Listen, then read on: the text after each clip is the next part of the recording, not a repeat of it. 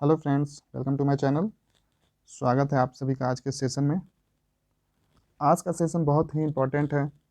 इस सेशन में हम लोग पढ़ेंगे ज्योग्राफी। किसका ज्योग्राफी? तो हम लोग पढ़ेंगे बिहार का ज्योग्राफी, जो कि आगामी बीपीएससी एग्ज़ाम को ध्यान में रखकर बनाया गया है।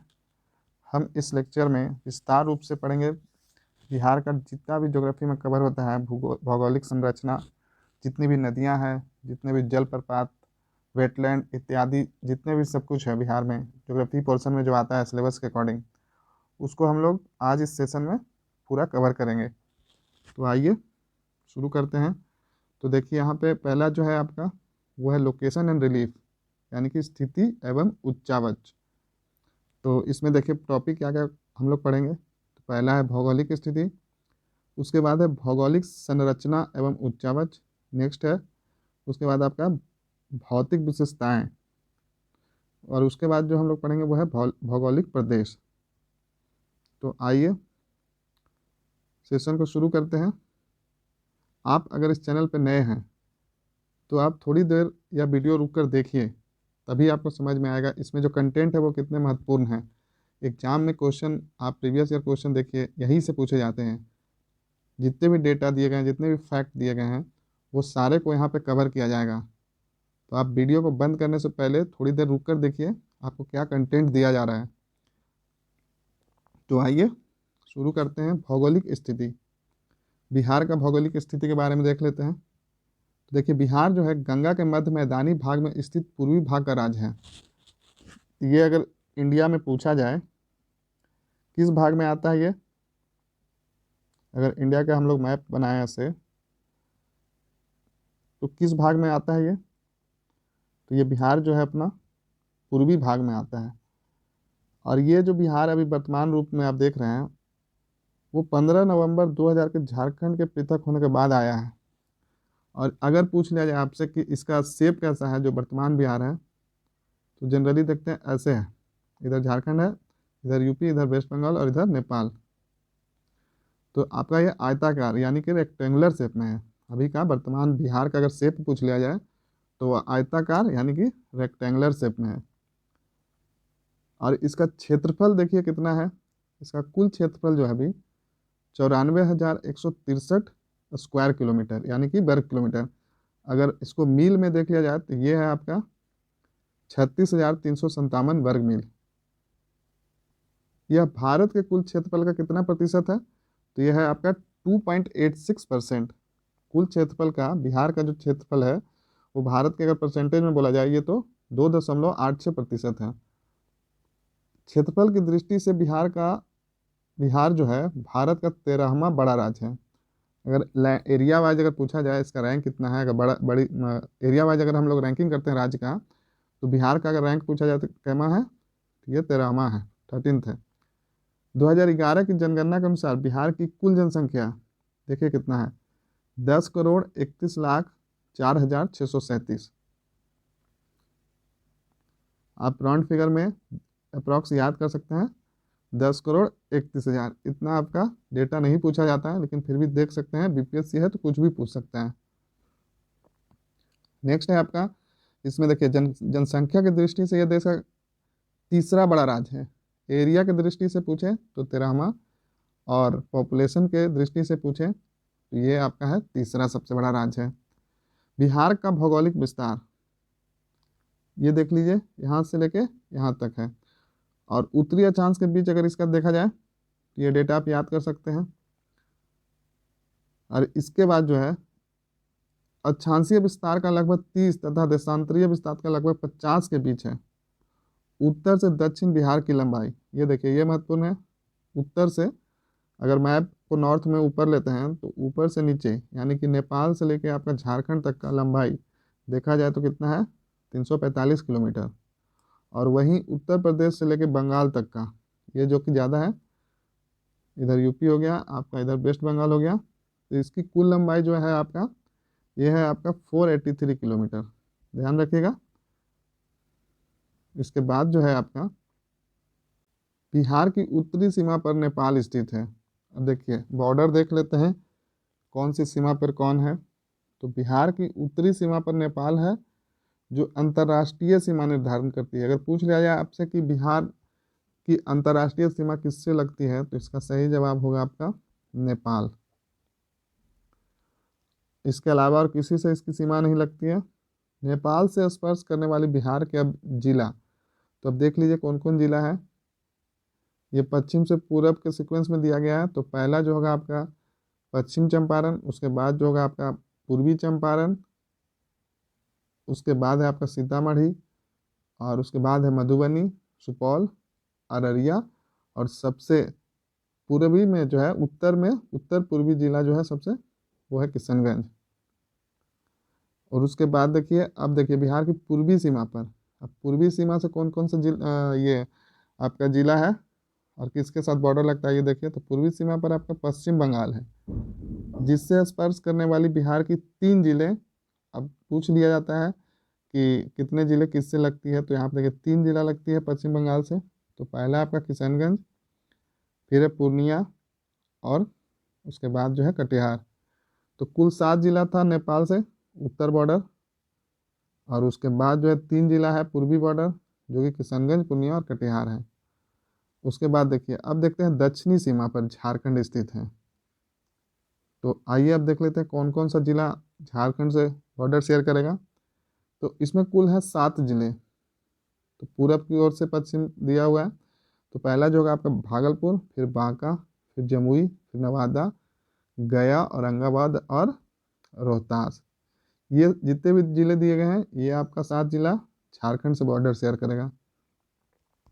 अब उसके बाद देखिए आते हैं पश्चिमी क्षेत्र, देख लेते हैं पश्चिमी क्षेत्र बिहार किससे बॉर्डर शेयर करता है, तो ये उत्तर प्रदेश से शेयर करता है। तो अब आइए कितने जिले स्पर्श करते हैं उत्तर प्रदेश से, तो यहाँ पे कुल है 8। तो यहाँ पे कौन कौन सा ये देख लेते हैं, रोहतास, कैमूर, बक्सर, भोजपुर, सारण, सिवान, गोपालगंज और पश्चिमी चंपारण। तो देखिए इस प्रकार अगर हम देखते हैं, ये नॉर्थ हो गया, ये साउथ हो गया, ये ईस्ट हो गया, ये वेस्ट हो गया। तो आपका उत्तर यानी कि नॉर्थ कुल कितने जिले लगते हैं, 7। आपका ईस्ट से कितने जिले लगते हैं, तो 3, यानी कि पूर्वी सीमा वेस्ट बंगाल से कितने जिले लगते हैं, तो ये 3। और इधर साउथ में अगर झारखंड से पूछ लिया जाए कितना जिला बॉर्डर शेयर करते हैं झारखंड के साथ, तो ये करता है आपका 7 जिला। और वहीं अगर पश्चिम में उत्तर प्रदेश से कितने जिले बॉर्डर शेयर करते हैं, तो ये है आपका कुल 8 जिला। तो ये था आपका संरचना। अब आइए इसमें देखते हैं। ये देखिए आप यहाँ पे मैप में देख सकते हैं, ये आपका उत्तर में नेपाल हो गया, फिर आपका पश्चिम में उत्तर प्रदेश, दक्षिण में झारखंड, और ये आपका पूरब में वेस्ट बंगाल। ये आप दिए गए सारे डिस्ट्रिक्ट को देख सकते हैं। देखिए ये जो नेपाल से जितने बॉर्डर शेयर कर रहा है, ये हो गया आपका यूपी से 8 बॉर्डर, ये हो गया आपका, और बिहार से झारखंड से 7 जिला आपका भागलपुर तक, ये हो गया। और उसके बाद 1 2 3, ये देखिए ये वेस्ट बंगाल से। तो आप एक बार मैप को अच्छे से देख लीजिए और सीक्वेंस वाइज याद रखिए आप जिला को, क्योंकि कभी कभी अरेंज करने के लिए दे दिया जाता है या फिर पूछ लेगा आपसे कि सबसे उत्तर पश्चिमी जिला कौन सा है, तो ये हो जाएगा आपका पश्चिम चंपारण। फिर पूछ लिया जाता है आपसे कि सबसे उत्तर पूर्वी जिला कौन सा है, तो ये हो जाएगा आपका किशनगंज। इसी प्रकार आपसे पूछ लेगा आपको सबसे दक्षिणी जिला कौन सा है, तो ये जनरली गया को हम लोग मानते हैं। तो इस तरह आप मैप का एक बार डिटेल एनालिसिस देख लीजिए। आप लोग अगर बोलिएगा तो मैं इसका मैप का हर एक जिला का विस्तार से वीडियो बना दूंगा। तो आइए अब आगे देखते हैं। इसमें देखिए 13 जिले जो है बिहार के, वो अंतर्राष्ट्रीय सीमा का निर्धारण न तो अंतर्राष्ट्रीय सीमा का निर्धारण करते हैं और ना ही किसी राज्य से स्पर्श करते हैं। कुल 38 जिला जो है बिहार में, उसमें जो 13 जिला है वो आपका ना ही इंटरनेशनल बॉर्डर बनाता है, टच करता है, और ना ही अन्य राज्य से करता है। अब उसके बाद देखिए, आइए देखते हैं क्षेत्रफल की दृष्टि से सबसे बड़ा जिला कौन सा है, तो यह है पश्चिमी चंपारण। और तथा सबसे छोटा जिला कौन सा है, तो यह है आपका शेखपुरा, ध्यान रखिएगा। सबसे बड़ा जिला पश्चिमी चंपारण और सबसे छोटा जिला शेखपुरा। राज्य के सबसे दक्षिणी भाग में देखिए गया एवं जमुई जिला, सबसे उत्तर में पश्चिमी चंपारण, पश्चिम में बिहार के सीमा कैमूर जिले से प्रारंभ होकर पूरब में किशनगंज तक विस्तृत है। संपूर्ण राज्य कर्क रेखा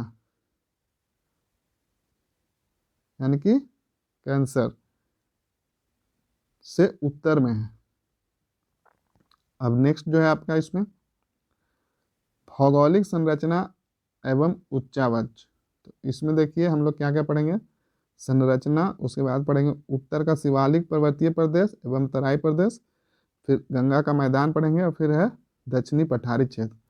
तो आइए एक एक करके हम लोग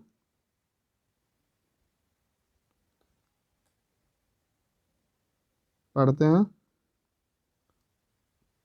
तो देखिए पहला है संरचना। तो संरचना देखिए बिहार में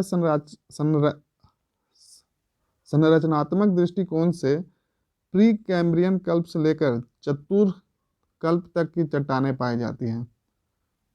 कौन कौन सी चट्टानें पाई जाती हैं, तो देखिए प्री कैम्ब्रियन से लेके आपका चतुर्थ कल्प तक की चट्टानें पाई जाती है।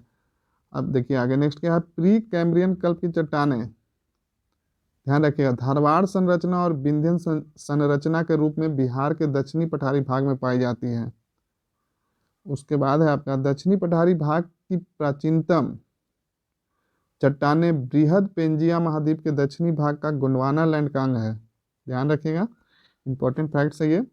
उत्तरी पर्वतीय प्रदेश का निर्माण पर्वत निर्माणकारी अंतिम भू संचलन अल्पाइन में हुआ है। अब उसके बाद है आपका भौगर्भिक दृष्टिकोण से यह समय मध्यजीव कल्प यानी कि मोसोजोइक काल है। और उसके बाद है आपका देखिए मध्यवर्ती गंगा का मैदान चतुर्थ महाकल्प यानी कि प्लिस्टोसिन में निर्मित हुआ है। इसका निर्माण आज भी जारी है तथा राज्य के सर्वाधिक क्षेत्र पर इसी पर नवीन संरचना का विस्तार है। इस प्रकार बिहार के उच्चावच पर संरचना का व्यापक प्रभाव दृष्टिगोचर होता है। भूवर्गीय संरचना के आधार पर बिहार में 4 प्रकार की चट्टानें पाई जाती है। कुल कितने प्रकार की चट्टानें पाई जाती हैं भूवर्गीय संरचना के आधार पर, तो 4 प्रकार की। तो कौन कौन सा, ये देखिए पहला है धारवाड़ चट्टान, उसके बाद जो है आपका नेक्स्ट है विंध्यन चट्टान, और उसके बाद है आपका टर्शियरी चट्टान, और उसके बाद है आपका क्वाटरनरी चट्टान। तो आइए एक एक करके देख लेते हैं इसको। धारवाड़ चट्टान क्या है, तो इसको देखिए प्री कैम्ब्रियन युगीन धारवाड़ चट्टान बिहार के दक्षिणी पूर्वी भाग, कहाँ ये पाया जाता है, तो ये मुंगेर जिला के खड़गपुर पहाड़ी, जमुई, बिहार शरीफ, नवादा, राजगीर, बोधगया आदि क्षेत्रों में पाई जाती हैं। तो अगर पूछ लिया जाए कि आपसे धारवाड़ की चट्टान बिहार के किस क्षेत्र में पाई जाती है जो कि प्री कैम्ब्रियन युगीन है, तो ये आपका ध्यान रखिएगा मुंगेर जिला खड़गपुर पहाड़ी, मुंगेर जिला में जो खड़गपुर के पहाड़ी है वो जमुई, बिहार शरीफ, नवादा, राजगीर, बोधगया आदि के क्षेत्रों में पाई जाती है। इन क्षेत्रों में पाई जाने वाली पहाड़ियाँ छोटा नागपुर पठार का अंग है। तो इसमें जो अगर पहाड़ियाँ जो पाई जाती है, अगर पूछा ये किसका पार्ट है, तो ये आपका है छोटा नागपुर पठार का अंग। उसके बाद जो है आपका हिमालय पर्वत के निर्माण के समय मेसोजोइक काल में इस पर दबाव शक्ति का प्रभाव पड़ा, जिससे कई धसान यानी कि भ्रंश घाटियों का निर्माण हुआ। उसके बाद है आपका देखिए कालांतर में जलोढ़ के निक्षेपण से पहाड़ियां मुख्य पठार से अलग हो गई। धारवाड़ चट्टानों क्रम में स्लेट, क्वार्टजाइट और फिलाइट आदि चट्टानें पाई जाती हैं। हाँ तो देखिए यहाँ पे कि अगर पूछ लिया कि धारवाड़ चट्टानों में कौन कौन तरह का चट्टान पाया जाता है, तो इसमें एक स्लेट, फिर है आपका क्वार्टजाइट और फिलाइट आदि चट्टानें पाई जाती है। यह मूलतः आग्नेय यानी कि इंग्लिश में बोले तो इग्नियस रॉक, तो इग्नियस प्रकार की चट्टानें हैं जो लंबे समय से अत्यधिक दबाव एवं ताप के प्रभाव के कारण रूपांतरित हो गई है। इन चट्टानों में अभ्रक का निक्षेप पाया जाता है। तो अब यहाँ पे देखिए इसका यहाँ पे आगे हम लोग देख लेते हैं निचोड़। प्री कैम्ब्रियन युगीन धारवाड़ चट्टान बिहार के दक्षिणी पूर्वी भाग में, मुंगेर जिला के खड़गपुर पहाड़ी, जमुई बिहार शरीफ, नवादा राजगीर बोधगया आदि क्षेत्रों में पाई जाती है। ये जो हम लोग पढ़े इसका निचोड़ यही है कि ये कहाँ पाया जाता है, तो जो हाईलाइटेड है वो ध्यान रखिएगा, यहाँ से प्रश्न बनने की पूर्ण संभावना है। अब उसके बाद हम लोग पढ़ेंगे विंध्यन चट्टान। तो विंध्यन चट्टान का निर्माण प्री कैम्ब्रियन युग में हुआ। पूछ लिया जाए कब हुआ विंध्यन चट्टान का निर्माण, तो ये ध्यान रखिएगा प्री कैम्ब्रियन युग में हुआ। यह चट्टान बिहार के दक्षिणी पश्चिमी भाग में पाई जाती है। कहाँ पाया जाता है ये देखिए, ये आपका अगर मान लीजिए बिहार है तो ये पाया जाता है आपका दक्षिणी पश्चिमी, ये वाला भाग, ये पश्चिम हो गया, ये दक्षिण हो गया, जहाँ पे कि आपका रोहतास और कैमूर है। तो इसका विस्तार सोन नदी के उत्तर में रोहतास और कैमूर जिले में है। देखिए कैमूर जिला और रोहतास जिला, इसमें है इसका विस्तार। सोन घाटी में चट्टानों के ऊपर जलोढ़ का निक्षेप पाया जाता है। इसमें कैमूर क्रम और सिमरी क्रम की चट्टानें पाई जाती है। इन चट्टानों में पाइराइट खनिज पाया जाता है जिसमें गंधक निकलता है। देखिए तो आपको पूछ लिया जाए कि अगर गंधक किस तरह की चट्टानों से निकलता है, तो ध्यान रखिएगा ये पाइराइट चट्टानों से निकलता है। जीवाश्म युक्त इन चट्टानों में चूना पत्थर, डोलोमाइट, बलुआ पत्थर और क्वार्टजाइट चट्टानें पाई जाती है। ये चट्टानें लगभग 36 अवस्था में है। चट्टानों में जीवाश्म की अधिकता यह प्रमाणित करती है कि अतीत में समुद्री निक्षेप का क्षेत्र रहा है। औरंगाबाद जिले के नवीनगर क्षेत्र में ज्वालामुखी की संरचना पाई जाती है। तो अब देखिए अगर पूछ लिया जाए बिहार के किस क्षेत्र में आपका ज्वालामुखी की संरचना पाई जाती है, तो ये है औरंगाबाद जिले के नवीनगर क्षेत्र, जहाँ की ज्वालामुखी संरचना के प्रमाण पाए जाते हैं। ध्यान रखिएगा।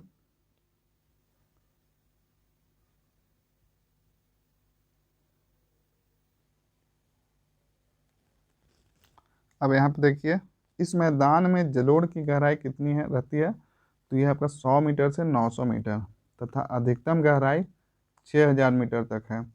सर्वाधिक गहरे जलोढ़ का निक्षेप पटना के आसपास पाया जाता है। अब इसके बाद आइए हम लोग देख लेते हैं टर्सरी चट्टान। तो टर्सरी चट्टान हिमालय की दक्षिणी श्रेणी शिवालिक श्रेणी में पाई जाती है। कहाँ पाई जाती है टर्सरी चट्टान, तो ये हिमालय की दक्षिणी श्रेणी शिवालिक श्रेणी, शिवालिक जो आपका सबसे लास्ट वाला है, जहाँ से फिर मैदानी क्षेत्र प्रारंभ हो जाता है, तो उस क्षेत्र में पाया जाता है टर्सरी चट्टान। इसके निर्माण का संबंध मेसोजोइक कल्प के मयोसीन और प्लेयोसीन भूगर्भीय काल से है, जो हिमालय पर्वत के निर्माण के द्वितीय और तृतीय उत्थान के संबंधित है।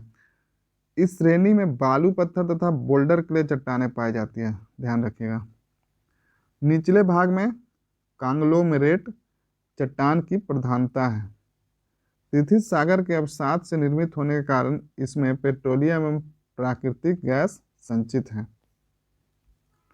अब उसके बाद है आपका क्वाटरनरी चट्टान। तो देखिए क्वाटरनरी चट्टान क्या होता है।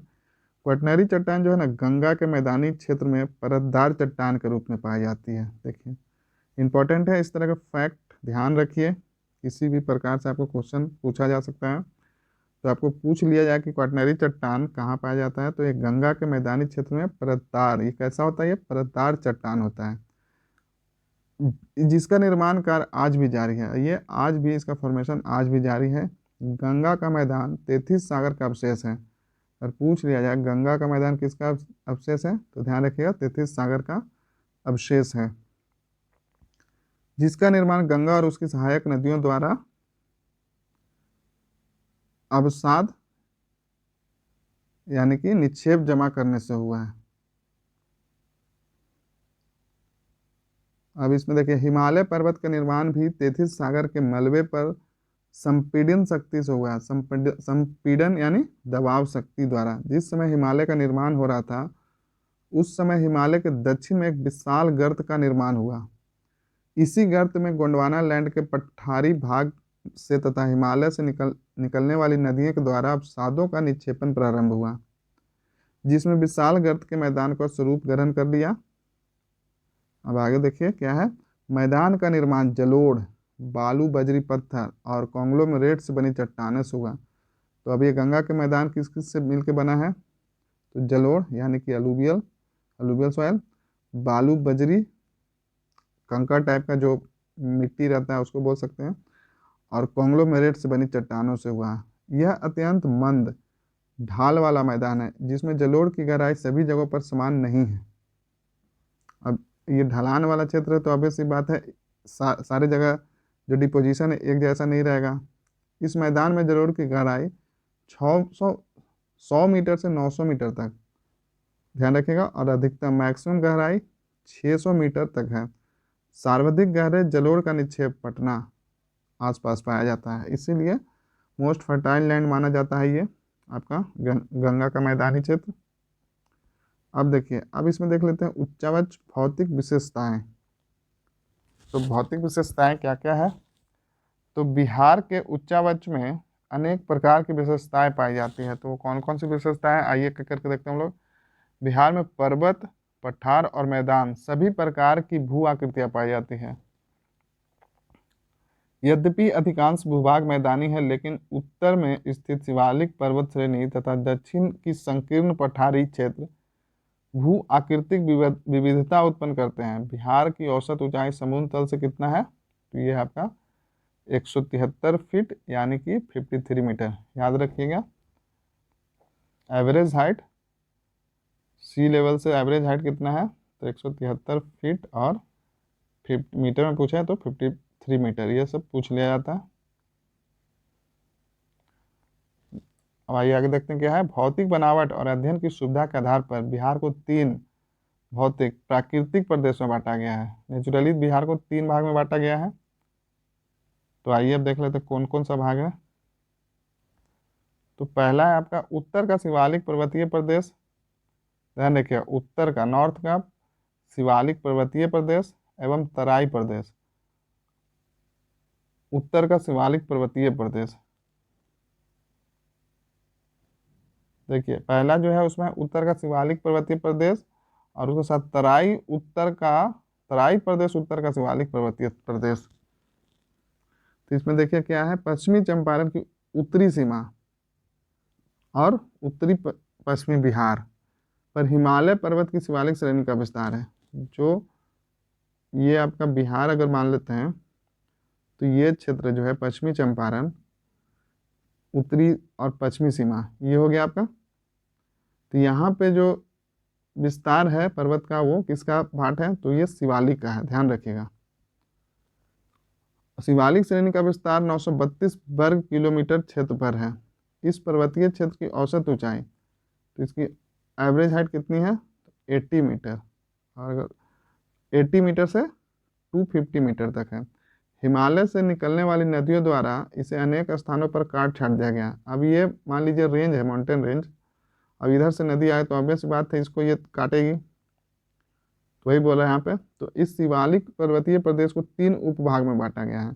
अब देखिए पहले 3 भाग में बांटा गया बिहार का पूरा, अब यहाँ पे जो ये भाग है उसको 3 भाग में बांटा गया है। तो अब देखिए कौन कौन सा है। तो पहला है रामनगर दून की पहाड़ी, फिर है हरहा घाटी या दून की घाटी, और फिर है एक सोमेश्वर श्रेणी जो कि आपका हाईएस्ट है, हाईएस्ट पीक ऑफ बिहार है, सबसे ऊंची श्रेणी है बिहार में।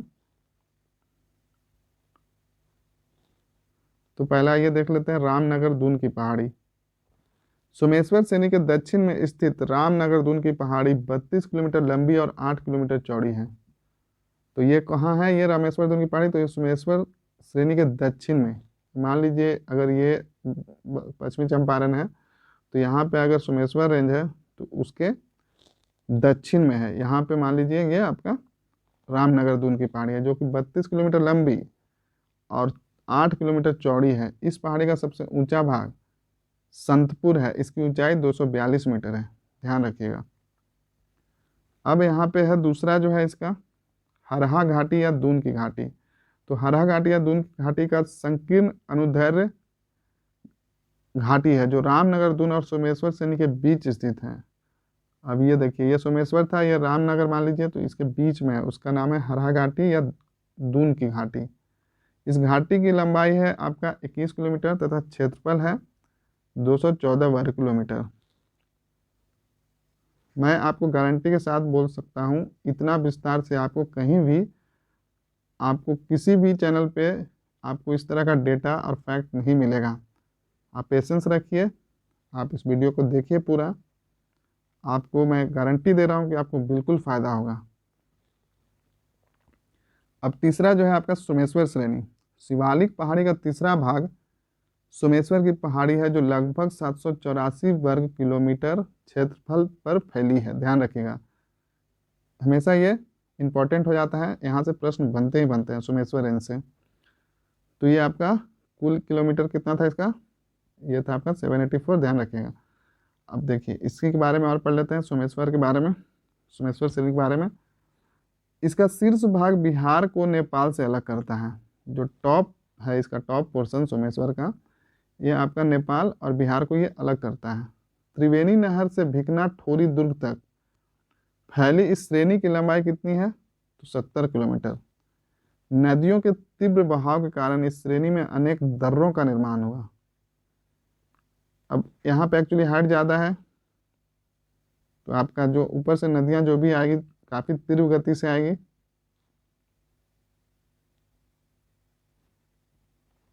जिसके कारण क्या हुआ, इस माउंटेन रेंज में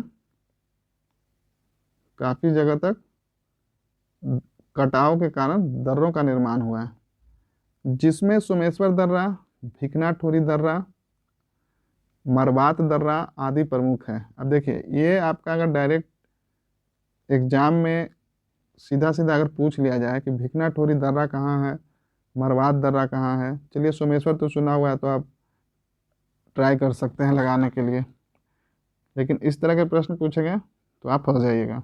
तो इसलिए है महत्वपूर्ण होता है कि आप पूरा इस देखिए इस सेशन को, आपको कोई भी क्वेश्चन नहीं छूटेगा। ये दर्रे बिहार और नेपाल के बीच यातायात मार्ग प्रदान करते हैं। जो ये दर्रे का निर्माण है उससे बिहार और नेपाल के बीच यातायात मार्ग यानी रोड रास्ता बना है।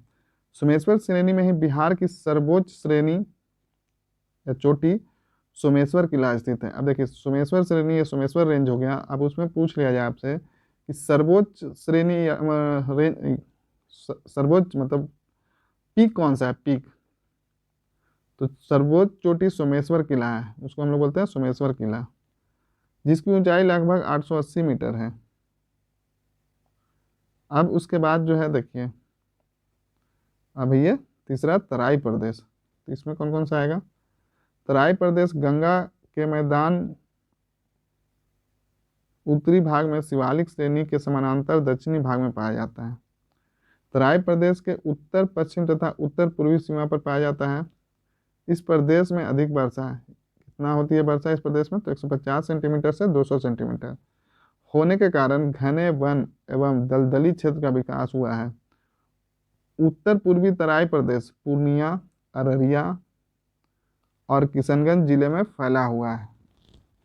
यह बिहार का सर्वाधिक वर्षा ग्रहण करने वाला क्षेत्र है। अगर पूछ लिया जाए कि बिहार में सबसे ज़्यादा वर्षा कहाँ होती है, तो ये आप बोल सकते हैं तराई प्रदेश में। तराई प्रदेश में, अब तराई प्रदेश में कौन कौन सा क्षेत्र आता है, तो आप यहाँ पे ध्यान रखिएगा, पूर्णिया, अररिया और किशनगंज, ये पार्ट यहाँ पे हो गया आपका किशनगंज, उसके बाद इधर हो जाएगा अररिया और इधर हो जाएगा आपका पूर्णिया।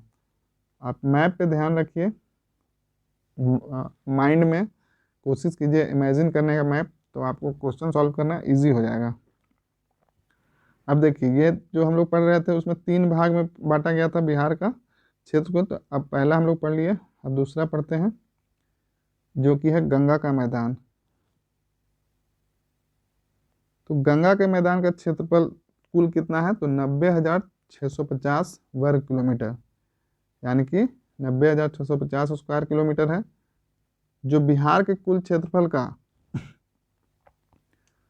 96.27% है।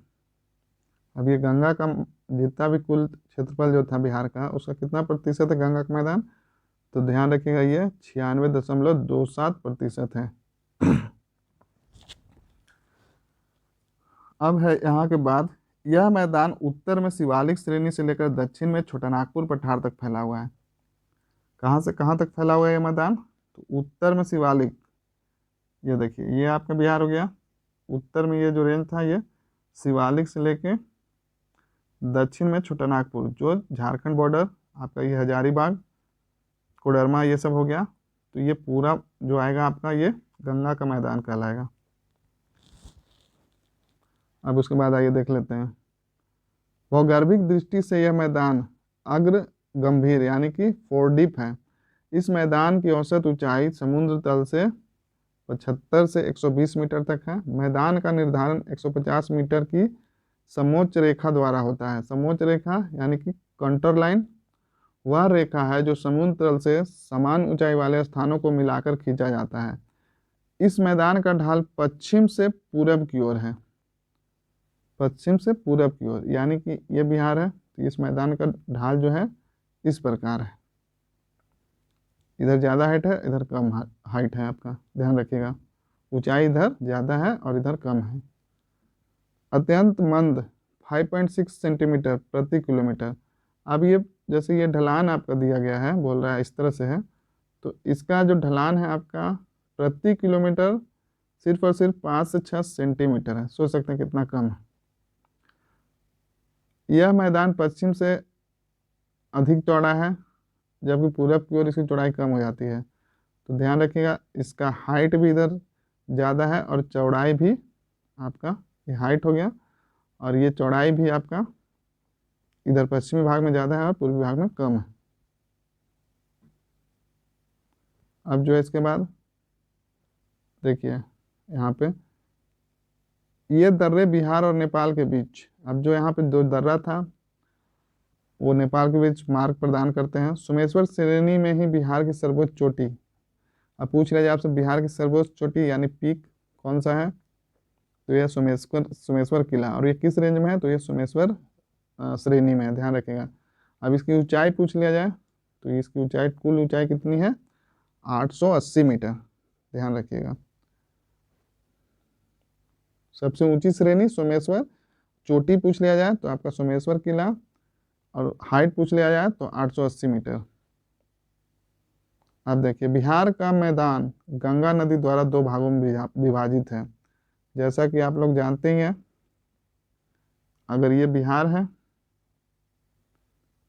तो गंगा नदी लगभग ऐसे बीच से निकली है, तो इस प्रकार जो गंगा का मैदान जो बोलते हैं हम लोग यहाँ से यहाँ तक, शिवालिक से लेके छोटानागपुर पठारी तक, तो इसको दो भागों में विभक्त कर देता है।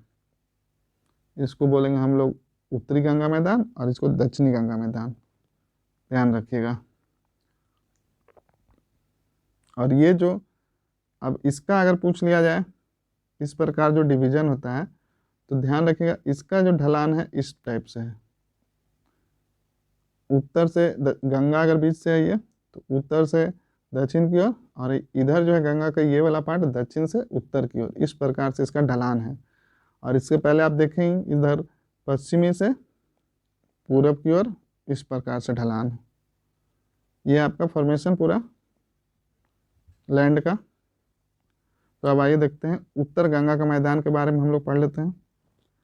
तो उत्तरी गंगा के मैदान का क्षेत्रफल जो है आपका कुल कितना है, तो ये है आपका 56,980 वर्ग किलोमीटर, ध्यान रखिएगा। इस मैदान का निर्माण गंगा और उसकी उत्तरी सहायक नदियाँ, गंगा और उसकी सहायक नदियाँ, उत्तरी सहायक नदियाँ, उत्तरी सहायक नदियाँ मतलब कि गंगा ऐसे है तो इसमें बहुत सारी नदियाँ इधर से आके भी मिल रही है और इधर से भी आके मिल रही है। तो यहाँ पे जो है उसकी गंगा और उत्तरी सहायक नदियाँ कौन कौन सी नदियाँ हैं, तो यहाँ पे देखिए घाघरा हो गया, घाघरा हो गया, गंडक हो गया, बूढ़ी गंडक हो गया, कोसी हो गया, महानंदा हो गया। आगे हम लोग इस सब सारे जितने भी रिवर दिया है उसका डिटेल में हम लोग पढ़ेंगे, उसकी कुल लंबाई कितनी है, कहाँ से निकला है, कहाँ तक जाता है, उसका बहाव क्षेत्र क्या है, सब कुछ पढ़ेंगे। अभी हम लोग एक बेसिक पढ़ रहे हैं इसमें, तो पहले इसको देख लेते हैं, उसके बाद हम लोग डिटेल में जाएंगे। तो देखिए गंगा नदी और सहायक नदियाँ के द्वारा जमा किए गए अवसादों से हुआ है। तो किसके कारण ये उत्तरी गंगा मैदान बना है, तो गंगा और उसकी सहायक नदियों द्वारा जो अवसाद, रेसिड्यू जो बहा कर लाया गया, उसी से उसका निर्माण हुआ है। अब देखिए इस मैदान का ढाल उत्तर पश्चिम से दक्षिण पूरब की ओर है। अब ये जो आपका ये गंगा है, तो इसका जो ढाल जो बोल रहा है उत्तर पश्चिम से ऐसे है, तो दक्षिण पूरब इस प्रकार से है। देखिए पहले ही बता चुका हूँ मैं, इसका ढलान इस प्रकार से है, इधर भी जा रहा है और इधर भी जा रहा है। अब देखिए यहाँ यह मैदान नदियों द्वारा कई दोआब क्षेत्रों में बांटा हुआ है। दोआब आपको पता ही है, दो नदियों का बीच का क्षेत्र। तो देखिए दो नदियों के बीच स्थित भूभाग को दोआब क्षेत्र कहते हैं। देखिए आएंगे यहाँ पे, जिसमें घाघरा गंडक दोआब, कोसी गंडक दोआब और कोसी महानंदा दोआब प्रमुख हैं। ऐसी तो छोटी छोटी बहुत है, लेकिन जो प्रमुख है आपका घाघरा गंडक, कोसी गंडक और कोसी महानंदा। उत्तरी गंगा के मैदान का विस्तार पश्चिमी चंपारण, पूर्वी चंपारण, सिवान, गोपालगंज, सीतामढ़ी, मधुबनी, सारण, मुजफ्फरपुर, दरभंगा, पूर्णिया, सहरसा और भागलपुर जिले में है। इस मैदान में नदियों द्वारा पर्याप्त एवं विस्पारकर गोखुर झील एवं चौर का निर्माण हुआ है। निर्माण प्रक्रिया के कारण उत्तरी गंगा मैदान में क्षेत्रीय भिन्नताएं पाई जाती हैं। तो इस क्षेत्रीय भिन्नता के आधार पर उत्तरी गंगा के मैदान को कई उप विभागों में बांटा गया। अभी देखिए, अब जो उत्तरी गंगा है, अब उसको उसका सब पार्ट है, तो आइए देखते हैं कौन कौन सा है। तो यहाँ पे देखिए दो नदियों के बीच भूभाग को दोआब क्षेत्र कहा जाता है, और ये सब प्रमुख है घाघरा गंडक, कोसी गंडक और कोसी महानंदा। ध्यान रखें, घाघरा गंडक, कोसी गंडक। तो आपका एक ये हो गया, एक ये हो गया, फिर यहाँ पे देखिए नदी, फिर यहाँ पे कोसी इसमें भी है और इसमें भी। इस प्रकार आप याद कर सकते हैं। तो अब देखिए कौन कौन सा भाग में बांटा है। तो यह आपका उपतराई क्षेत्र, जिसको कि हम लोग भाबर क्षेत्र बोलते हैं, और फिर उसके बाद है देखिए बांगर, और उसके बाद हो गया खादर, और लास्ट है आपका चौर यानी कि मन। खादर सबसे उपजाऊ होगा, और भागर ये इसको इंग्लिश में हम लोग बोलते हैं ओल्ड एलुवियल, और खादर को बोलते हैं हम लोग न्यू एलुवियल। और तराई क्षेत्र भाबर, यहाँ पे कंकड़ इस टाइप का मटेरियल अधिक पाया जाएगा। अब उसके बाद जो है आपका देखिए उप तराई क्षेत्र। अब भाबर क्षेत्र किसको कहते हैं, देखिए उप तराई या भाबर क्षेत्र तराई प्रदेश के दक्षिण में पश्चिम से पूरब की ओर फैला हुआ है। यह उत्तरी बिहार के 7 जिले पश्चिमी चंपारण, पूर्वी चंपारण, सीतामढ़ी, मधुबनी, सुपौल, अररिया और किशनगंज में से 10 किलोमीटर चौड़ी संकीर्ण पट्टी के रूप में फैला हुआ है। देखिए सारे जिलों में एक पट्टी के तौर पर फैला हुआ है, जिसमें कंकड़ बालू का निक्षेप पाया जाता है। अब देखिए बांगर क्या होता है। बांगर क्षेत्र पुराना जलोढ़ यानी कि ओल्ड एलुवियल निक्षेप क्षेत्र है, जहां बाढ़ का पानी प्रतिवर्ष नहीं पहुंच पाता है। यह क्षेत्र भाबर क्षेत्र के दक्षिण में फैला हुआ है, जिसका विस्तार मुख्यतः बिहार के उत्तरी पश्चिमी मैदानी भागों में पाया जाता है। अब उसके बाद आपका खादर। खादर देखिए क्या है। खादर क्षेत्र नवीन जलोढ़ का निक्षेप क्षेत्र है, जहां प्रतिवर्ष बाढ़ का पानी फैल जाता है। बांगर में बाढ़ का पानी नहीं फैलता है, लेकिन खादर में बाढ़ का पानी प्रतिवर्ष फैल जाता है। प्रतिवर्ष बाढ़ आने से नई मिट्टी की निक्षेप होती रहने, मतलब कि उसका डिपोजिशन होते रहता है, जिससे मिट्टी की उर्वरता कायम रहती है। खादर क्षेत्र का विस्तार उत्तरी एवं उत्तरी पूर्वी मैदान में पश्चिम में गंडक नदी से लेकर पूरब में कोसी नदी तक है। देखिए अब खादर का विस्तार अगर पूछ लिया जाए तो ये है आपका उत्तरी पूर्वी मैदान में पश्चिम में गंडक नदी से लेकर पूरब में कोसी नदी तक। अब देखिए यहाँ पे जो है नेक्स्ट चौर। चौर क्या होता है ये देख लेते हैं। उत्तरी गंगा के मैदान में प्राकृतिक रूप से जलमग्न निम्न भूभाग पाया जाता है। ये वैसा भूभाग है जो जलमग्न है, मतलब कि ये हमेशा पानी में डूबा हुआ क्षेत्र है, जिसे चौर या मन कहते हैं। ध्यान रखिएगा, इस तरह के शब्द जनरली नहीं समझ में आता है, तो पूछ लिया जाए कि चौर या मन क्या है, तो वो देखिए आपका ये जो भाग जलमग्न है, निम्न भाग मतलब नीचे नीचे वाला भाग, उसे हम लोग चौर या मन कहते हैं। चौर का प्रमुख उदाहरण पश्चिमी चंपारण का लखनी चौर। देखिए अब पूछ लिया कि लखनी चौर कहाँ है, तो ये आपका पश्चिमी चंपारण है। और फिर पूर्वी चंपारण का बहादुर एवं सुंदरपुर चौर। तो देखिए यहाँ पे 3 नाम हो गया आपका, एक लक्ष्मी चौर जो कि पश्चिमी चंपारण में है, फिर बहादुरपुर एवं सुंदरपुर चौर है जो कि आपका पूर्वी चंपारण में है। अब उसके बाद देखिए चौर अथवा मन मूलतः गोखुर झील है, जिसका निर्माण नदियों के मार्ग परिवर्तन से हुआ है। यह मीठे एवं गहरे जल के प्रमुख स्रोत हैं। प्रमुख मन के उदाहरण पूर्वी चंपारण का, अब देखिए जो मेन मेन है वो यहाँ पे दिया गया है। टिटरिया मन, माधोपुर मन, यह जो पूर्वी चंपारण में है। पश्चिमी चंपारण में है पिपरा मन, सिमरी मन और सरैया मन। एक बार अगर इस तरह के नाम आपके ध्यान में आ गए तो आप वहाँ पे ऑप्शन से बना पाइएगा। अब देखिए हम लोग उत्तरी गंगा का मैदान पढ़ लिए, अब हम लोग पढ़ेंगे दक्षिणी गंगा का मैदान। दक्षिणी गंगा का मैदान का विस्तार दक्षिण के सीमांत पठारी प्रदेश और गंगा नदी के मध्य है। इस मैदान का कुल क्षेत्रफल कितना है? तो देखिए कुल क्षेत्रफल है आपका 33,670 वर्ग किलोमीटर। मैदान का ढाल देखिए अब किस तरह का है मैदान का ढाल। ये हो गया आपका दक्षिणी गंगा मैदान, ये आपका गंगा हो गया। तो अब देखिए इसका ढाल कितना है, उत्तर की ओर है, ऐसे है, ऐसे इस तरह का ढलान है। इस मैदान का निर्माण पठारी प्रदेश होकर बहने वाली नदियों के निक्षेप से हुआ है। इधर से जितनी भी नदियां बहेगी उसके डिपोजिशन के कारण इस क्षेत्र का निर्माण हुआ है। तो झारखंड से जितनी भी नदियां आती हैं या फिर इधर से जो सोन हो गया इधर से। तो अब आइए देखिए दक्षिणी मैदान की चौड़ाई पश्चिम से पूरब की ओर घटती है। अब ये जो भाग हो गया आपका बोल रहा है चौड़ाई जो पश्चिम से पूरब की ओर, मतलब कि पश्चिम में ये चौड़ाई ज़्यादा है लेकिन पूरब में ये भाग ऐसे हो जाता है, कम जाता है जैसे जैसे हम लोग पूरब की ओर बढ़ते हैं। यानी कि कैमूर और रोहतास की तरफ ज़्यादा है और जैसे हम लोग बांका भागलपुर की तरफ जाएंगे तो ये कम जाएगा।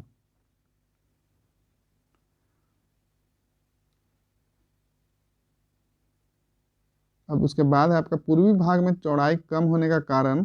देखिए अब क्या कारण है पूर्वी भाग में ये चौड़ाई है कम हो जा रहा है। नदी द्वारा प्राकृतिक कगार यानी बांध का निर्माण किया जाना है। पटना महानगर प्राकृतिक कगार पर बसा हुआ है। प्राकृतिक कगार बांध की ऊंचाई आसपास के भूभाग से अधिक होने के कारण दक्षिणी बिहार की अधिकांश नदियां गंगा नदी में सीधे न मिलकर उसके समानांतर प्रवाहित होती है। इस प्रकार की प्रवाह प्रणाली पीनेट प्रवाह प्रणाली कही जाती है। देखिए ध्यान रखिए यहाँ पे देखिए पूछ लिया जाए आपसे पीनेट प्रवाह यानी पीनेट ड्रेनेज सिस्टम किसको कहते हैं, तो वो उस प्रकार का है। देखिए पटना हो गया, यहाँ पे अगर डिपोजिशन ज़्यादा है तो इस तरह से ये नदियाँ डायरेक्ट गंगा में नहीं जाके मिल पा रही है, ये इसके ऐसे आके पैरेलल निकल जा रहा है। अब नेक्स्ट है इसमें इस प्रकार की प्रवाह प्रणाली, ये हो गया आपका पीनेट प्रवाह प्रणाली कहलाती है। इन नदियों में पुनपुन, क्यूल, फल्गु आदि है। एग्जाम्पल पूछ दिया इस प्रवाह पीनेट प्रवाह प्रणाली का एग्जाम्पल बताइए। उदाहरण तो उसका है पुनपुन, क्यूल और फल्गु।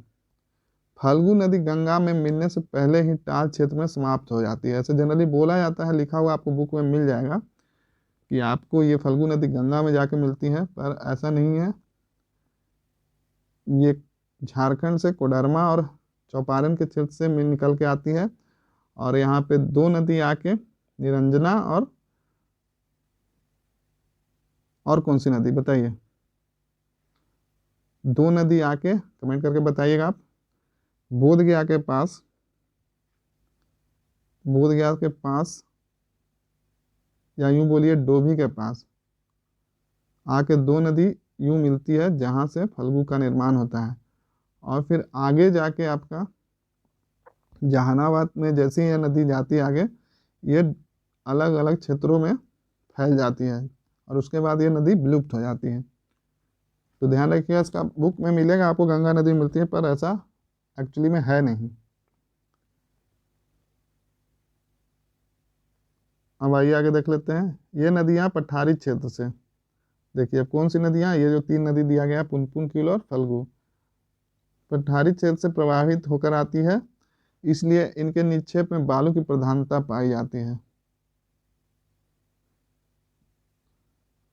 इसमें मतलब ये जो तीन नदी है क्यूल हो गया, पुनपुन हो गया और आपका फल्गु हो गया, तो ये पठारी क्षेत्र से आती है पर्वत श्रृंखला के बीच से।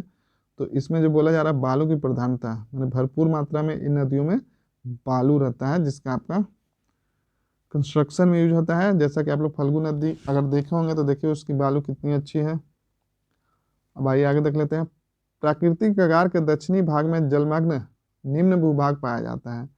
जिसे टाल या जल्ला क्षेत्र भी कहा जाता है। यह टाल क्षेत्र पटना से मोकामा तक 25 किलोमीटर की चौड़ाई में फैला हुआ है। देखिए यहाँ पे क्या है, बोल रहा है कगार के दक्षिणी भाग, कगार यानी कि ऊंचा जगह, भाग में दक्षिणी भाग, जो ये मान लीजिए ये पटना का भाग हो गया, इसके दक्षिणी भाग ये हो गया, तो यहाँ पे जो भी भूभाग है वो जलमग्न में पाया जाता है, क्योंकि इधर से सारा पानी इधर आ रहा है और इधर जा नहीं पा रहा है, तो जो भी आएगा डिपोजिशन उसका जमाव यहीं पे होगा, तो उसी को बोलते हैं हम लोग टाल या जल्ला। यह टाल क्षेत्र पटना के मोकामा से 25 किलोमीटर तक, तो पटना से मोकामा तक 25 किलोमीटर क्षेत्र में फैला हुआ है। प्रमुख टाल के उदाहरण देखिए, अब टाल का उदाहरण कौन है, तो बड़हिया है, बड़हिया टाल, मोकामा टाल, सिंघोल टाल और मोर टाल। अब उसके बाद देखिए, अब ये तीसरा भाग, जो हम लोग 3 भाग में बिहार का पढ़ रहे थे, उसका ये तीसरा भाग है, दक्षिणी पठारी प्रदेश। एक था उत्तरी, फिर गंगा मैदान, अब दक्षिणी पठारी। तो आइए देख लेते हैं। दक्षिणी पठारी प्रदेश छोटानागपुर पठार का सीमांत है। इस प्रदेश में ग्रेनाइट एवं नीस जैसी आग्नेय और रूपांतरित यानी कि इग्नियस और मेटामॉर्फिक चट्टान बहुलता से पाई जाती है। इस पठारी प्रदेश का विस्तार पश्चिम में कैमूर, देखिए ये हो गया, कैमूर से पूर्व तक मुंगेर एवं बांका तक है। यह बिहार का प्राचीनतम भूखंड है। अगर ये देखिए, ये जो है सबसे ओल्डेस्ट पार्ट है, जिसमें कैमूर या रोहतास का पठार, गया का दक्षिणी भाग, गिरिया की पहाड़ी, नवादा, बांका, मुंगेर का पहाड़ी क्षेत्र सम्मिलित है। अगर पूछ लिया जाए सबसे पहाड़ी क्षेत्र सबसे पुराना कौन सा है, तो ये वाला पार्ट है। अब नेक्स्ट है आपका कैमूर या रोहतास का पठार। इसको ध्यान से पढ़िए, देखिएगा यहाँ से प्रश्न प्रीवियस एग्जाम में बने हैं। तो आइए देख लेते हैं। कैमूर या रोहतास का पठार विंध्य श्रेणी का पूर्वी भाग है। अब जो विंध्य श्रेणी हो गया आपका, जो कि राजस्थान के से शुरू होकर आपका मध्य प्रदेश होते हुए बिहार के कैमूर से रोहतास तक फैला हुआ है। तो ये जो है कैमूर या रोहतास का पठार, ये विंध्या का पूर्वी पार्ट है, विंध्या रेंज का, जिसका विस्तार 483 किलोमीटर की लंबाई में तथा अधिकतम 80 किलोमीटर की चौड़ाई में जबलपुर मध्य प्रदेश से प्रारंभ होकर रोहतास बिहार तक है। अब यहाँ पे है कैमूर पठार की सतह अपर्दित एवं उबड़ खाबड़ है।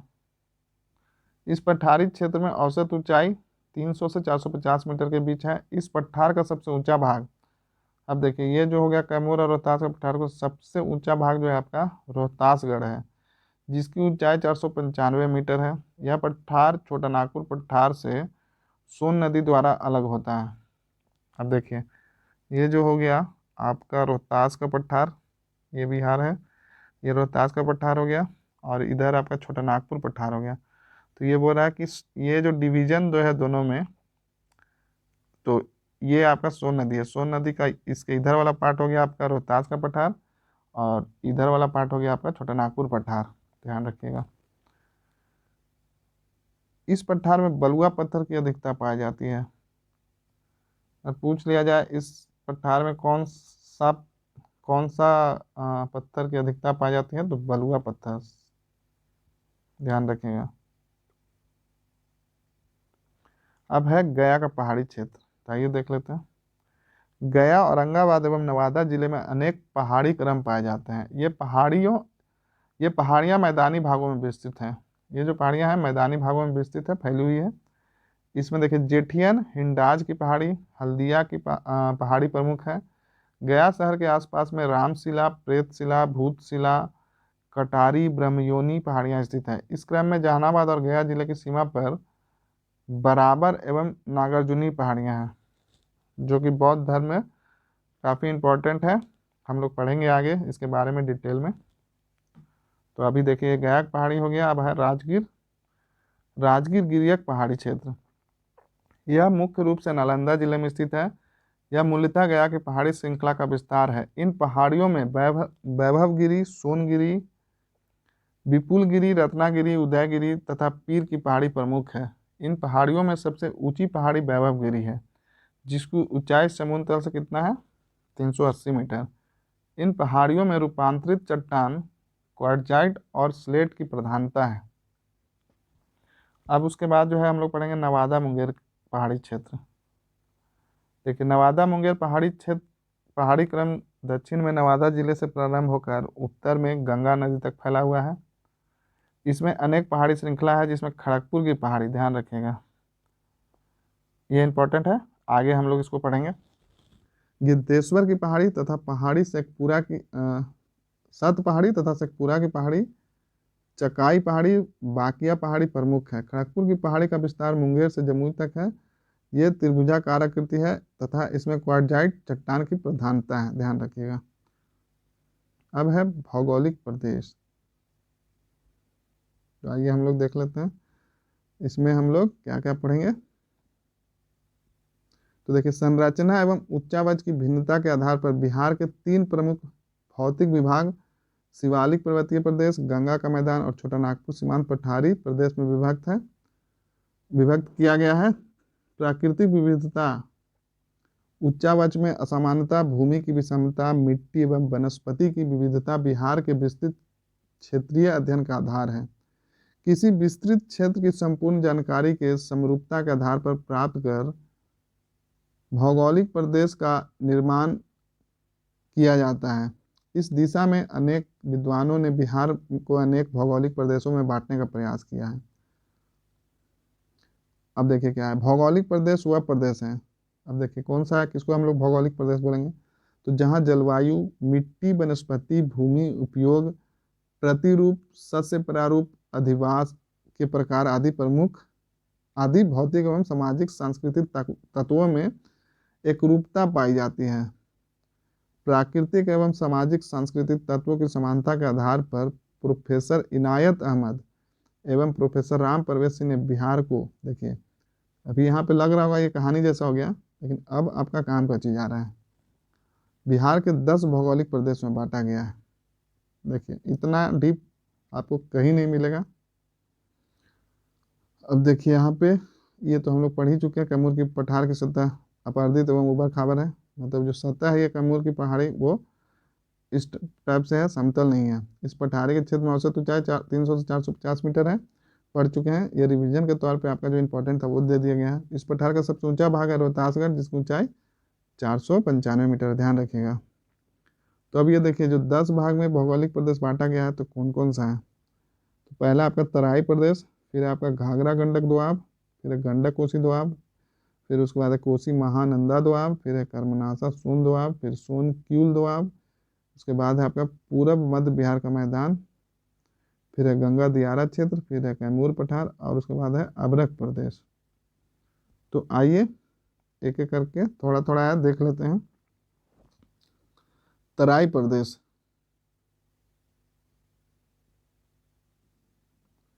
यह प्रदेश गंगा के उत्तरी भाग में उत्तरी पश्चिमी एवं उत्तरी पूर्वी भाग में स्थित है। उत्तर पश्चिम में शिवालिक की सोमेश्वर श्रेणी और रामनगर दून की पहाड़ियां पर 140 सेंटीमीटर से अधिक वार्षिक वर्षा के कारण भूमि कृषि योग्य नहीं है।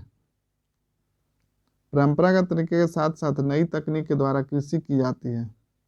उत्तर पूर्वी तराई प्रदेश पूर्णिया, अररिया और किशनगंज में है। यह प्रदेश बिहार के सबसे अधिक वर्षा वाला क्षेत्र है। देखिए अगर पूछ दे बिहार का सबसे वर्षा वाला क्षेत्र कौन कौन सा है, तो ये आपका पूर्णिया, अररिया और किशनगंज। यहाँ 200 सेंटीमीटर से तक वर्षा होती है। कृषि के लिए यहाँ अच्छी भूमि है, जिसमें धान, जूट, गन्ने की अच्छी पैदावार होती है। अधिक वर्षा के कारण यह प्रदेश दलदली एवं घने जंगल का क्षेत्र है। इस प्रदेश में उबड़ खाबड़ भूमि के कारण प्रकीर्ण बस्तियां अधिक पाई जाती हैं।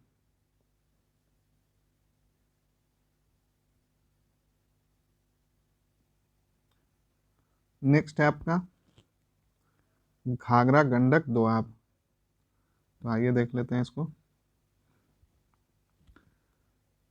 यह प्रदेश 120 सेंटीमीटर वार्षिक वर्षा वाला मैदानी क्षेत्र है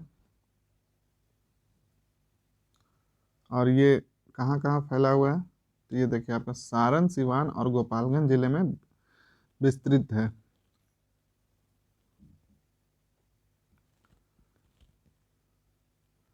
प्रदेश चौरस जलोढ़ मैदान है, यानी कि समतल है। चौरस कहने का मतलब समतल है। यहाँ धान, मक्का, गेहूं, गन्ना, तिलहन और दलहन आदि फसलों का उत्पादन होता है। कृषि की दृष्टि से समृद्ध इस प्रदेश में कृषि से जुड़े उद्योग भी हैं। गन्ने का उत्पादन अधिक होने से इस प्रदेश में चीनी उद्योग का अधिक विकास हुआ है। चीनी उद्योग का प्रमुख केंद्र अब देखिए कौन कौन सा है: गोपालगंज, छपरा, सिवान, मीरगंज, महरौरा आदि। अब देखिए जो नेक्स्ट है आपका है गंडा कोसी दोआब, सॉरी गंडक, गंडक कोसी दोआब। तो इस प्रदेश में पूर्वी चंपारण, पश्चिमी चंपारण, सीतामढ़ी, शिवहर, दरभंगा, मुजफ्फरपुर, वैशाली, मधुबनी, बेगूसराय आदि जिले हैं।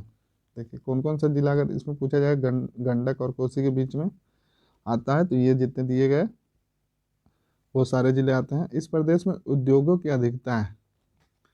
चीनी उद्योग और प्रसंस्करण उद्योग यहाँ के प्रमुख उद्योग हैं। अब देखिए आम दरभंगा में आम, मुजफ्फरपुर लीची और हाजीपुर केला की बागवानी के लिए प्रसिद्ध है। इस प्रदेश में मुख्य फसल धान, मक्का, गन्ना, गेहूं और दलहन, तिलहन आदि हैं। गन्ना, तंबाकू और लाल मिर्च यहाँ की प्रमुख नकदी फसल है, कैश क्रॉप जिसको बोलते हैं। कौन कौन सा है? गन्ना, तंबाकू और लाल मिर्च, ध्यान रखिएगा ये तीनों जो है इस क्षेत्र का कैश क्रॉप है, यानी नकदी फसल। फिर उसके बाद चीनी उद्योग के केंद्र चनपटिया, सुगौली, समस्तीपुर, मोतिहारी, बगहा आदि हैं। बरौनी इस प्रदेश का सबसे प्रसिद्ध औद्योगिक नगर है। यहाँ उर्वरक कारखाना, तेल शोधक कारखाना और ताप विद्युत केंद्र स्थित है। बरौनी एवं मुजफ्फरपुर में दुग्ध उद्योग का विकास हुआ है। एक एक करके देखिए विस्तार से। मैं आपके लिए डेटा लेकर आया हूँ, आपका एक भी क्वेश्चन नहीं छूटेगा। आप बस इस सेशन से जुड़े रहिए। एक बार में आपको सारे डेटा और जितने भी फैक्ट्स याद नहीं होगा, आपको इससे 2 बार 3 बार देखना होगा। उसके बाद आप एग्जाम में आसानी से क्वेश्चन सॉल्व कर पाइएगा। तो आइए अब देखते हैं नेक्स्ट, कोसी महानंदा दोआब। तो इसमें जो है आपका इस प्रदेश में देखिए कौन कौन सा क्षेत्र आता है कोसी महानंदा में। तो कोसी हो गया आपका यहाँ, अगर ये मान लीजिए बिहार है तो ये कोसी हो गया, और महानंदा जो कि किशनगंज से आ रहा है। तो इस क्षेत्र में कौन कौन सा ये आएगा। आप किसी भी चीज़ को पढ़िए अगर ज्योग्राफी में तो मैप इमेजिन जरूर कीजिए, तो उससे आपको क्वेश्चन सॉल्व करना इजी हो जाएगा। तो देखिए यहाँ पे पूर्णिया हो गया, ये आपका किशनगंज है तो अररिया हो गया, फिर इधर मधेपुरा हो गया, और इधर खगड़िया और सहरसा, ये वाला क्षेत्र, ये जो देखिए ये पूरा क्षेत्र आ गया। यह प्रदेश बाढ़ प्रभावित क्षेत्र होने के कारण कृषि, उद्योग और परिवहन आदि की दृष्टि से यह पिछड़ा क्षेत्र है।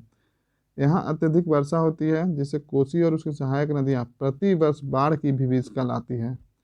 यद्यपि यह कृषि की जाती है, लेकिन बाढ़ की संभावना के कारण खेती का भविष्य निश्चित नहीं होता है।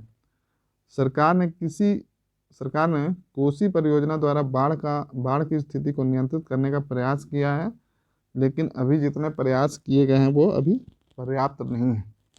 तो हर साल यहाँ बाढ़ की अत्यधिकता बनी रहती है। अब जो है नेक्स्ट है आपका कर्मनाशा सोन। तो देखिए सोन, अब ये बिहार हो गया, यहाँ पे मान लीजिए सोन आ रहा है, और ये वाला क्षेत्र,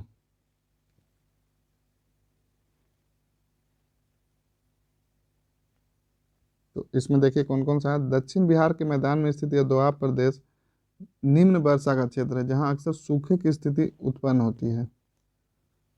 पटना, जहानाबाद, गया, नालंदा, औरंगाबाद, अरवल, लखीसराय और नवादा जिले इस प्रदेश में आते हैं।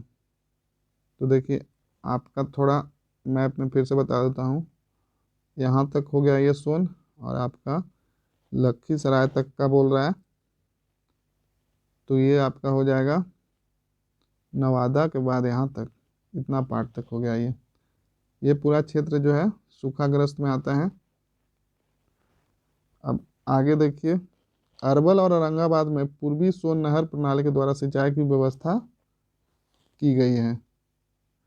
धान, गेहूं, चना, मसूर, खेसारी आदि यहाँ प्रमुख फसलें हैं। इस प्रदेश में बिहार शरीफ और ओबरा में रेशमी वस्त्र उद्योग, गया के मानपुर में हथकरघा उद्योग और गलीचा उद्योग का विकास हुआ है। औरंगाबाद में सीमेंट उद्योग एवं खाद्य तेल उद्योग स्थापित गया है। देखिए, आपका इस तरह से आपका फिजिकल पार्ट, ज्योग्राफी जो आपका भौगोलिक पार्ट है वो भी हो रहा है, और साथ में उद्योग वगैरह जो भी है ये भी पार्ट आपका कंप्लीट हो रहा है। तो इस तरह से आपका ये एक तरह से बोल सकते हैं ये कम में बम वाली बात हो गई। अब जो देखिए नेक्स्ट पार्ट है आपका पूरब मध्य बिहार का मैदान। पूरब मध्य बिहार का मैदान, इसमें देखिए आपका ये वाला पार्ट, ये गंगा के दक्षिणी वाला पार्ट हो गया। तो इसमें देखिए मुंगेर, बांका, भागलपुर, ये 3 जिला, ये वाला पार्ट बिहार का पूर्वी और दक्षिणी पार्ट। इसमें क्षेत्र, इनमें से कुछ क्षेत्रों का विकास बहुत कम हुआ है। कृषि और उद्योग के मामले में क्षेत्र अभी भी पिछड़ा हुआ है। धान, तिलहन और दलहन यहाँ की प्रमुख फसल हैं। इस प्रदेश में सिंचाई की समुचित सुविधा उपलब्ध नहीं है। चंदन, किऊल एवं बरुआ नदी पर जलाशय का निर्माण कर सिंचाई सुविधा का विकास किया गया है। तो ध्यान रखिएगा, आपको चंदन, किऊल और बरुआ, अगर आपको कुछ नहीं समझ में आ रहा है तो अब तो इतना ध्यान में रहेगा कि ये किस क्षेत्र में है। ये तीनों नदी इस क्षेत्र में पाया जाता है। मुंगेर में बंदूक, ध्यान रखिए ये सभी क्वेश्चन पूछ लिया जाता है। मुंगेर में बंदूक, तंबाकू एवं दुग्ध उद्योग तथा भागलपुर पूछ लेगा आपको बिहार में बंदूक की फैक्ट्री कहाँ है। तो आप ये पहले से भी फेमस है ये, तो ध्यान रखिएगा मुंगेर में। तथा भागलपुर में सिल्क उद्योग का विकास हुआ है। सिल्क उद्योग का प्रधानता कहाँ है बिहार में, तो वो है भागलपुर में। अब जो इसके बाद है गंगा दिहारा क्षेत्र में, यह क्षेत्र पर प्रति वर्ष बाढ़ से प्रभावित रहता है। गंगा दियारा जो है आपका प्रति वर्ष बाढ़ से प्रभावित रहता है, और बाढ़ के बाद जो भूमि दिखाई देती है उसे दियारा कहते हैं। देखिए, जो जैसे अभी अधिकता हुई ये नदी है, अगर पानी ज़्यादा हुई तो ये आपका पूरा इधर जो सटा हुआ पार्ट है लगा हुआ नदी के किनारे वाला, इस पार्ट में पूरा पानी भर जाएगा। तो ये जब बाढ़, फिर नदी वर्षा ऋतु खत्म होगी उसके बाद पानी घटेगा, तो वो जो क्षेत्र बचेगा उसी को हम लोग क्या बोलते हैं, दियारा क्षेत्र कहते हैं। यह नवीन जलोढ़ का क्षेत्र है, यानी कि न्यू एलुवियल सॉइल। यहाँ पर कृषक अस्थायी अधिवासों यानी कि प्रकीर्ण बस्तियों के सहारे खेती करते हैं। मतलब यह परमानेंट तो नहीं होता है, लेकिन जब ये बारिश का सीजन खत्म होने के बाद जो मिट्टी यहाँ पे जमती है आके, ये काफ़ी उपजाऊ होता है, जिस कारण से यहाँ पे अस्थायी कृषि काफ़ी फेमस है। अब है घास फूस और बांस से बने घर बाढ़ के आने से पहले ही हटा लिए जाते हैं। रबी फसल और सब्जियों की उपज के लिए यह क्षेत्र प्रसिद्ध है। तो दियारा क्षेत्र में बहुत ही यहाँ सब्जियां उपजाई जाती हैं, और साथ में रबी फसल भी होता है। प्रत्येक वर्ष बाढ़ में दियारा क्षेत्र का निर्माण होता है, और ये देखिए हमेशा ये इस तरह के क्षेत्र बनते घटते रहते हैं। अब जो है आपका कैमूर पठार, नेक्स्ट पार्ट जो है आपका टॉपिक जो 10 भाग में बांटा गया था, उसमें है आपका कैमूर पठार। इसका विस्तार दक्षिण पश्चिम बिहार के कैमूर और रोहतास जिले में है। यह पठार विंध्य पर्वत का अंग है, हम लोग पहले भी देख चुके हैं। यह पठारी क्षेत्र लगभग 350 मीटर ऊंचा है। इसका क्षेत्रफल 1200 वर्ग किलोमीटर है। यहाँ की मुख्य फसल धान, गेहूं, जौ आदि है। पहाड़ी क्षेत्र होने के कारण यहाँ पत्थर आधारित उद्योग विकसित हुए हैं। कैमूर का पठार में पायराइट्स एवं फॉस्फेट पाया जाता है। पायराइट्स आधारित गंधक उद्योग, अमझोर तथा चूना पत्थर आधारित सीमेंट उद्योग बंजारी में स्थापित है। अब जो नेक्स्ट है आपका अबरक प्रदेश। यह मुख्य रूप से झारखंड के कोडरमा जिले की अबरक पट्टी है, जिसका विस्तार बिहार के पठारी प्रदेशों जो झाझा, जमुई, गया और नवादा के क्षेत्रों में मिलता है। यहाँ अबरक बल पत्थर मिट्टी में मिश्रित रूप से मिलता है। लकड़ी, तसर, सिल्क और लाह का उत्पादन इस क्षेत्र में होता है। कृषि में धान, दलहन और तिलहन का उत्पादन होता है। इस प्रकार बिहार के समस्त धरातलीय रूप को उपयुक्त 10 भागों में बांटा गया है। समरूपता के आधार पर कुछ क्षेत्र समृद्ध और विकसित हैं, तो कुछ क्षेत्र अति पिछड़े हैं। भूमि की भिन्नता से ऐसा होना स्वाभाविक है, लेकिन मानव श्रम और तकनीकी से इस अंतर को काफ़ी हद तक कम किया जा सकता है। देखिए, अब इस तरह का आपका हर क्षेत्र का नॉलेज रहेगा, तभी अगर आप अधिकारी बनिएगा और किसी क्षेत्र का डेवलपमेंट के बारे में सोचिएगा, तो ये नॉलेज रहेगा किस क्षेत्र में क्या दिक्कत है, और ये आपको हेल्प करेगा, इस तरह का नॉलेज आपको इंटरव्यू में भी, कि कौन सा क्षेत्र में क्या प्रॉब्लम है। तभी तो आप अधिकारी बनकर उस क्षेत्र का जो भी प्रॉब्लम है उसको सॉल्व कर पाइएगा। तो आज का सेशन इतना ही रहने देते हैं, काफ़ी ये लंबा हो गया है। नेक्स्ट सेशन होगा हम लोग ड्रेनेज सिस्टम, यानी कि जितनी भी नदियां हैं बिहार की, उसके बारे में डिटेल अध्ययन करेंगे। तो इस सेशन से जुड़ने के लिए आपका बहुत बहुत धन्यवाद। आप कमेंट करके बताइए आपको ये सेशन कैसा लगा, और वीडियो को लाइक कीजिए, चैनल को सब्सक्राइब कर लीजिए, ताकि इस तरह के और जितने भी सेशन आपको आए वो उसका नोटिफिकेशन आपको मिल जाए। ध्यान रखिएगा, नोटिफिकेशन बेल को ऑन कर लीजिएगा। तो चलिए, आज का सेशन यहीं पे समाप्त करते हैं। आप सभी का बहुत बहुत धन्यवाद।